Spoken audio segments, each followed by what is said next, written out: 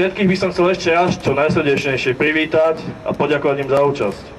Hlavne chcem poďakovať našim kamarátom, ktorí prišli zo zahraničia, ktorí nám pomáhajú v našom boji za samostatné Slovensko.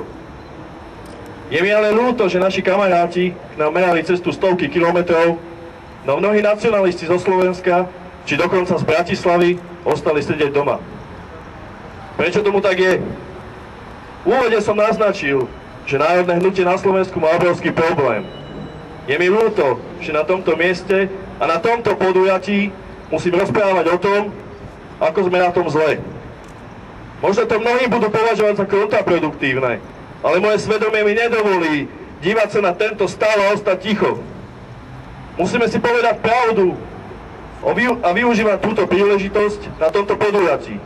Chcem vám priniesť moje posolstvo a posolstvo slovenskej pospolitosti. Témou tohto podujatia, čiže pochodu za samostatné Slovensko, je heslo za slobodu a svojbytnosť európskych národov, za samostatné Slovensko. Ako ale môžeme oslobodiť európske národy a naše krásne Slovensko, keď ani naše mysle a duše nie sú slobodné a samostatné? Ako môžeme vybojovať také ťažké a ukrutné boje, ktoré vybojovali velikáni ako Štúr, Hlinka, Tiso, keď sa vôbec nepribližujeme svojimi vlastnosťami ich veľkosti? Ako môžeme vybojovať budúcnosť pre naše deti, národné a sociálne práva slovenského národa, keď naše pohodlie a náš majetok sú nám prednejšie ako naše ideály? Odpoveďou je revolúcia. Revolúcia ducha, revolúcia v našich hlavách, mysliach, dušiach. Ak neoslobodíme najprv naše duše, ťažko oslobodíme dušu nášho národa. Každý jednotlivec národa musí prejsť duševnou revolúciou, aby sme získali slobodné srdcia, ktoré budú biť pre náš národ, za našich potomkov, za národnú a sociálnu revolúciu. Ale čo je to tá duševná revolúcia? Je to zásadná zmena myslenia každého jednotlivca, ktorý o sebe tvrdí, že je nacionalistom. Pretože iba my, nacionalisti, dokážeme náš národ oslobodiť. Preto bremeno zodpovednosti a kríž slovenského národa nesieme práve my. Pretože čím je človeku väčšia miera nacionalizmu, tým väčšmi pociťuje zodpovednosť za svoju krajinu a národ. Preto musíme začať na sebe pracovať. Nedovoliť, aby naše poslanie znehodnocovala honba za telesnými či materiálnymi pôžitkami. My predsa bojujeme za vyššie ciele, za slobodu nášho národa, za budúcnosť ďalších generácií. Nemôžeme viac robiť kompromisy so zlom. Za slobodu nášho národa, za budúcnosť ďalších generácií. Nemôžeme už viac voliť menšie zlo, pretože aj malé zlo je iba zlom. Nemôžeme čakať na to, že našu borbu vybojuje za nás niekto iný. Každý jednotlivec z nás musí priložiť ruku k dielu a snažiť sa pracovať pre spoločný cieľ. Nemôžeme už viac byť spiatočníkmi a žiť v minulosti. Musíme si zložiť klapky z očí, rozhľadnúť sa okolo seba a študovať, ako svet okolo nás naozaj funguje. Máme neobmedzené možnosti, čo všetko môže byť predmetom našej činnosti. Netreba sa držať vyjazdených koľají, ktoré smerujú do zániku.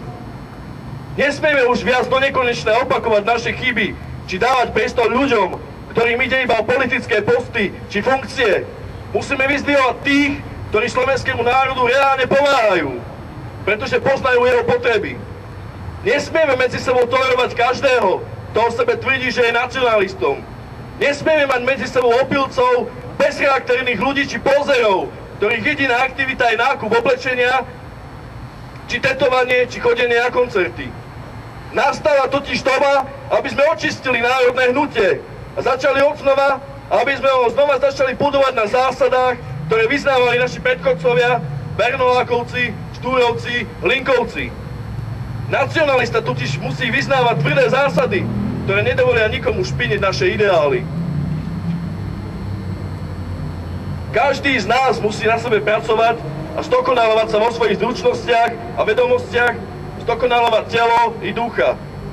Myslieť svojim rozumom a nenechať si natlačiť do hlavy nezmysly, ktoré šíria médiá, ktoré vlastnia naši nepriatelia.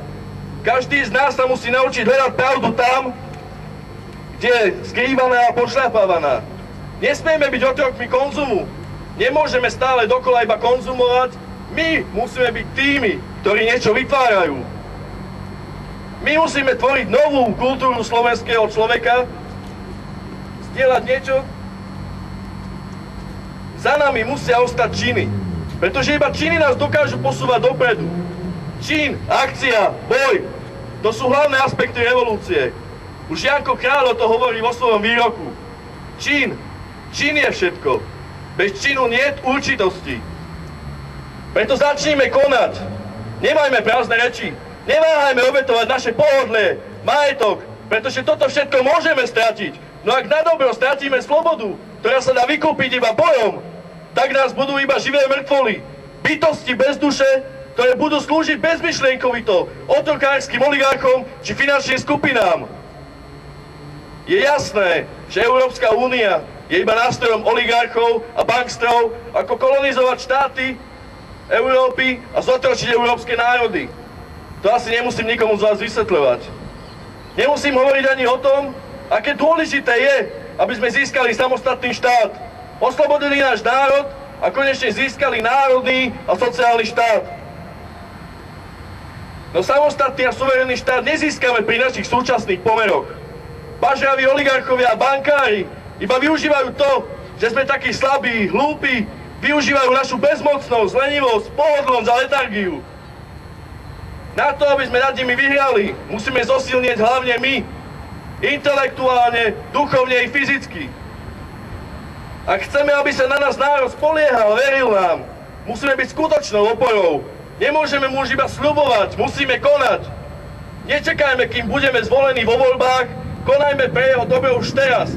A národ spadá, že sa na nás bude môcť obrátiť v tých najťažších chvíľach. Pomáhajme národu všade, kde sa dá. Buďme všade tam, kde trpí, postavme sa na odpor proti jeho zotročovaniu a zdieraniu. A na záver mám pre vás výzvu. Ukážme celému Slovensku, že si neželáme, aby naša vlast bola naďalej okupovaná a kolonizovaná Európskou úniou. Odstráňme na Slovensku všetky symboly okupácie, všetky symboly otrokárov z Bruselu. Áno, myslíte správne, že myslím tú hnusnú okupantskú handru s 12 hviezdami, na ktorej stojím. Vyzývam všetkých nacionalistov Slovenska, aby tak začali konať, aby odstraňovali vlajky Európskej únie vo všetkých mestách našej vlasti. Aby každý vedel, že svoj boj myslíme vážne. Ale toto je len začiatok. Ešte skôr, ako odídem z rečníckeho miesta, mám na vás pár otázok. Ste pripravení na sebe pracovať? Áno! Nepočul som. Áno! Ešte som nepočul. Áno! Ste pripravení vystúpiť z tmy na svetlo? Áno! Ste pripravení krvácať pre slovenský národ, pre národnú revolúciu? Áno! Nepočujem. Áno! Ste pripravení položiť svoje životy v borbe za slobodu a svojbytnosť európskych národov? Áno! Nech žije Slovensko! A žije Česko! Nech žije Polska! Nech žije revolúcia! Ďakujem.